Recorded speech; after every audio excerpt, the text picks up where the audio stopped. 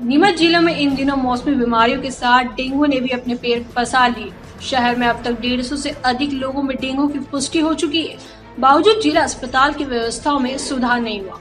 यहाँ गंदगी पसरी रहती है, नालियों में बारिश का पानी जमा है, सफाई के अभाव में जहाँ तहाँ कचरा भी फैला रहता है।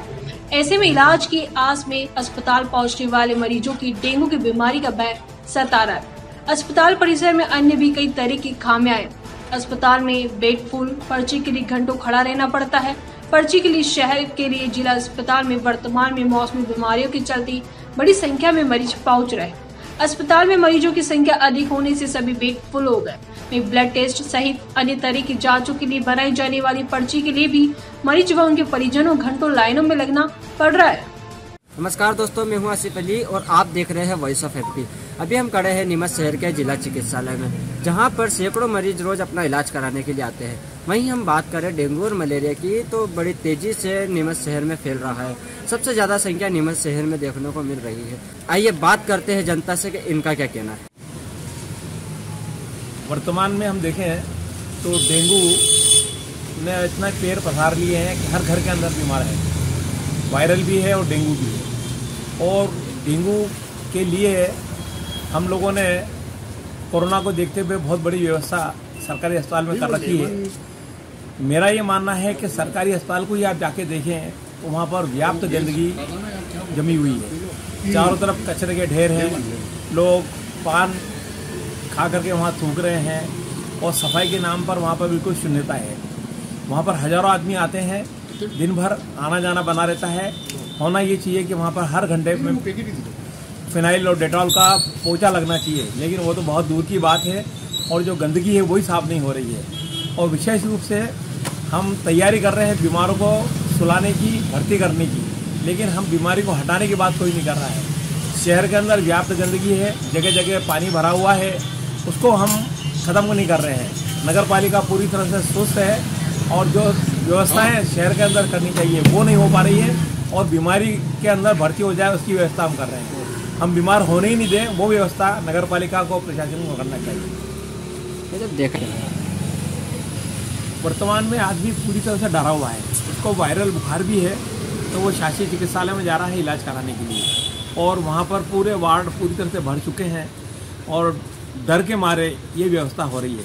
लेकिन वहाँ पर अव्यवस्था इतनी है कि चद्दर भी नहीं बदली जा रही है, वही चद्दर वापस उलट पुलट करके बदल दी जाती है, जबकि शहर के दानदाताओं ने वहाँ पे हजारों रुपए की डोनेशन के अंदर चद्दर और वहाँ के बेड वगैरह दिए हैं, लेकिन उपयोगिता बिल्कुल शून्य है।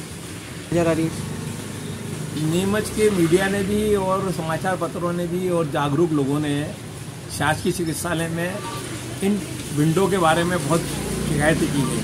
सोशल डिस्टेंसिंग जहाँ पर होना चाहिए वहाँ पर ही बिल्कुल नहीं है।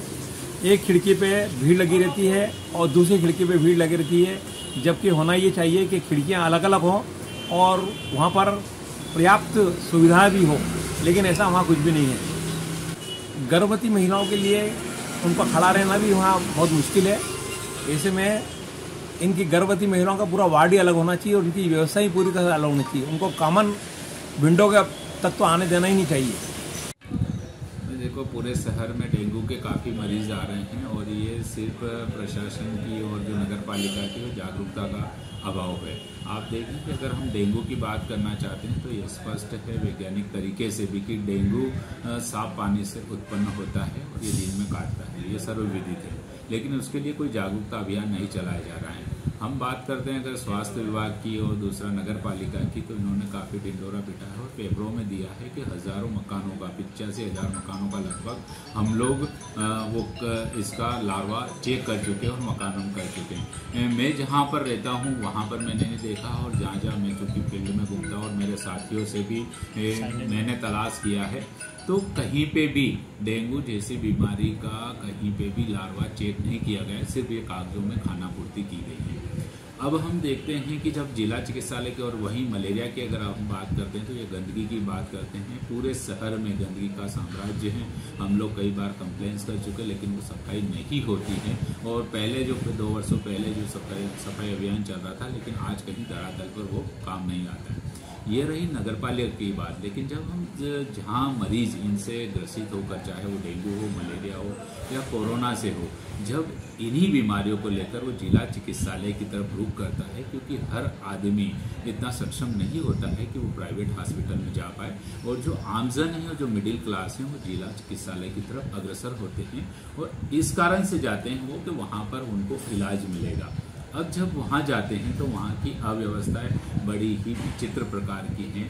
सबसे पहली जो समस्या है वो डॉक्टरों को लेकर है। अगर वहाँ हम लोग मान के चलें कि लगभग 40 डॉक्टरों की व्यवस्था जिला चिकित्सालय में होना चाहिए, लेकिन अभी मात्र 4 से 5 रेगुलर डॉक्टर जिला चिकित्सालय में उपस्थित हैं, तो आप देख सकते हैं कि वो किस प्रकार से इलाज करेंगे। अब जब इन बीमारियों का मुख्य कारण, जब हम आज प्रमुख रूप से आपने जो बोला है डेंगू और मलेरिया की हम अगर बात करना चाहें, तो इन बीमारियों से किससे ग्रसित हो रहा है? पानी से ग्रसित हो रहा है और गंदगी के कारण से वो लोग उससे ग्रसित हो रहे हैं। लेकिन जब इन बीमारियों से बीमार होकर कोई व्यक्ति जिला चिकित्सालय में जाता है तो वहाँ की सफाई व्यवस्था को देखकर आप अंदाजा लगा सकते हैं कि किस प्रकार से जिला चिकित्सालय की यहाँ पर व्यवस्था है। वहाँ दीवारों पे आप देखेंगे तो जगह जगह पिकदान बनाए हुए हैं और उनके कारण नीचे मच्छर पनप रहे हैं। दूसरी तरफ हम देखें कि जब कोविड हॉस्पिटल के लिए, जहाँ कोविड परीक्षण के लिए एंटीजन टेस्टिंग करने के लिए कमरा बनाया गया था, उसके पास में आप देखें जहाँ पर स्वास्थ्य कर्मियों के कुछ मकान बने हुए हैं, झोंपड़ियाँ बनी हुई है, उसके सामने जो ड्रेसिंग की टैबलेट्स, ड्रेसिंग की जो पट्टियाँ निकलती है और जो गंदगी निकलती है, रुई के फोए निकलते, वो सब वहाँ डाल रखा है और वहाँ पर काफी मच्छर पनप रहे हैं। उन मच्छरों को आप देखकर, और जहाँ शिशु वार्ड है, महिला वार्ड है, उन सब में पूरी जगह गंदगी का साम्राज्य है, जिसके कारण मच्छर पनप रहे हैं और एक संक्रमण, एक मच्छर एक को काट के दूसरे संक्रमित व्यक्ति से स्वस्थ व्यक्ति भी अन्य बीमारियों के लिए जो आए हैं उनको भी उन बीमारियों से ग्रसित कर रहे हैं। हम मानते हैं कि जिला चिकित्सालय हम इलाज करवाने के लिए जा रहे हैं, लेकिन वहाँ पर लोग बीमार हो रहे हैं और ये पूरी तरीके से स्वास्थ्य विभाग की और प्रशासन की लापरवाही है। एक तरफ हम देखते हैं कि जिला चिकित्सालय में सरकारी कर्मचारी हैं, वहीं दूसरी तरफ सफाई व्यवस्था प्राइवेटाइजेशन में दी हुई है, लेकिन उसकी मॉनिटरिंग, उचित मॉनिटरिंग नहीं होने के कारण ये नहीं हो रहा है। आप देखें कि इसी अव्यवस्थाओं के बीच में आज जो गर्भवती महिलाएं हैं उनको 2-2 पर्चियाँ कटवाना पड़ती है ब्लड के लिए और सैंपलिंग के लिए, लेकिन उनको अब आप देखें किस प्रकार से एक महिला एक पर्ची काटेगी और दूसरी फिर कटवाएगी। अब इस व्यवस्था में क्या होता है कि एक ही सिंगल विंडो, जहां पर 500 से 1000 व्यक्ति प्रतिदिन पर्ची के लिए जाते हैं, वहां न तो सोशल डिस्टेंसिंग हो रही है, न उन मरीजों की केयर हो पा रही है, क्योंकि गर्भवती महिला 2-2 जगह पर्ची कैसे कटवाएगी। प्रशासन को, जिला प्रशासन को इस ओर ध्यान देना चाहिए और एक खिड़की की जगह 3 से 4 खिड़कियों की व्यवस्था करके सोशल डिस्टेंसिंग का पालन करते हुए इनकी व्यवस्था करना चाहिए, ताकि मरीज वहाँ पर्चियों के लिए परेशान नहीं हो। डॉक्टरों के लिए परेशान हो रहे हैं, सब जानते हैं, क्योंकि जहाँ 30 से 40 डॉक्टर चाहिए वहाँ मात्र 4 डॉक्टर हैं, लेकिन उसका पहले ही अनुभव खराब होता है कि वहाँ से पर्ची बनाने के लिए उसको जद्दोजहद करना पड़ती है और इसमें काफी समय लगता है। मैं जिला प्रशासन से भी आपके चैनल के माध्यम से निवेदन करना चाहता हूँ, मांग करना चाहता हूँ कि तुरंत वहाँ की जो प्राइवेटाइज सफाई व्यवस्था है उसमें सुधार करें और जो अव्यवस्थाएं हैं छोटी मोटी, जैसे खिड़की पे पर्ची बनाने की, उनको एक की जगह 4-4 खिड़कियों का विंडो बनाकर पर्ची बनाना चाहिए। और तीसरा, यहाँ के जो जनप्रतिनिधि हैं, चाहे वो विधायक हैं, सांसद हैं, उन और यहाँ के चूंकि प्रभारी मंत्री भी हैं और एक कैबिनेट मंत्री भी हैं इस जिले से, उन सबसे मांग करना चाहता हूँ कि अतिशीघ्र जो डॉक्टरों की कमी है वो पूरी करें। और मुझे तो बड़ा आश्चर्य होता है कि 2 डॉक्टरों का अभी वर्तमान में यहाँ से ट्रांसफर हो गया और यह एक राजनीतिक व्यवस्थावश ट्रांसफर हुआ है, हमारे संज्ञान में आया है। आप जब हम लोग जनप्रतिनिधि की बात करते हैं और आप ये बात करते हैं कि हमारे भोपाल के गलियारे में हमारी तूती बोलती है, तो मैं जब एक छोटा सा प्रश्न आपके चैनल के माध्यम से उन जनप्रतिनिधियों से करना चाहता हूं कि जब आपने 2 डॉक्टरों को रिलीव किया, उसके पहले 2 डॉक्टरों की व्यवस्था क्यों नहीं की, और उन्हें अगर वास्तव में वहां से ट्रांसफर कर दिया गया तो उनको यहाँ से क्यों रिलीव किया गया, ये बड़ा सोचनीय विषय है। और स्पष्ट मांग है कि यहाँ 40 डॉक्टरों की जो व्यवस्था होना चाहिए उसमें से 4-5 डॉक्टर हैं, तुरंत डॉक्टरों की व्यवस्था करें तो हम समझेंगे कि यहाँ के जनप्रतिनिधि, प्रभारी मंत्री और कैबिनेट मंत्री इस लायक हैं कि उनके भोपाल में आवाज गूंजती है। नीमच से आसिफ अली की रिपोर्ट।